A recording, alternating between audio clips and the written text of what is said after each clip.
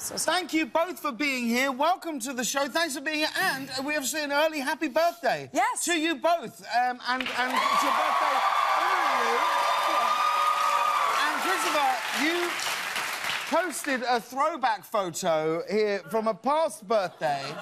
Now, when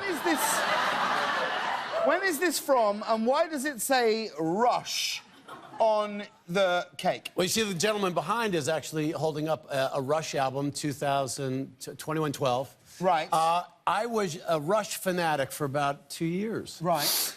And so they thought that would be an appropriate thing to write on the cake. My 19th birthday. I mean, who made the cake? They're not the best with the icing. I don't know.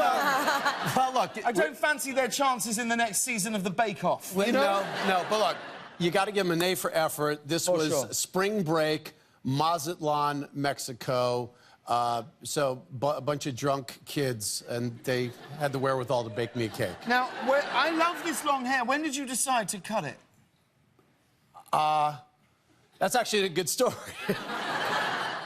I was growing my hair out, 18, 19, 20 years old, and I was home for a summer break from college, and my sister was imploring my father to stop smoking.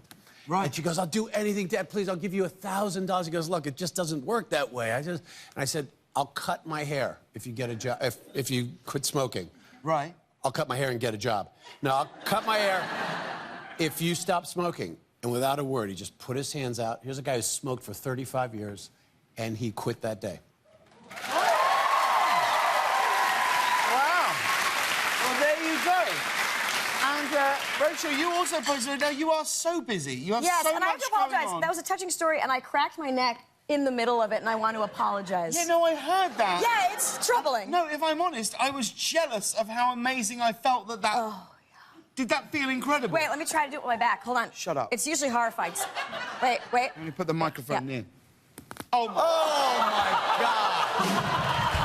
Wait. Wow. Other side. Wow. Let me try the other side. Oh, it wasn't as good, but yeah. It's not good. It's not good. I'm not saying it's good, but it feels so good. That... Yeah, it's horrifying. That was like a sound effect they put on videos of a leg breaking. Yeah.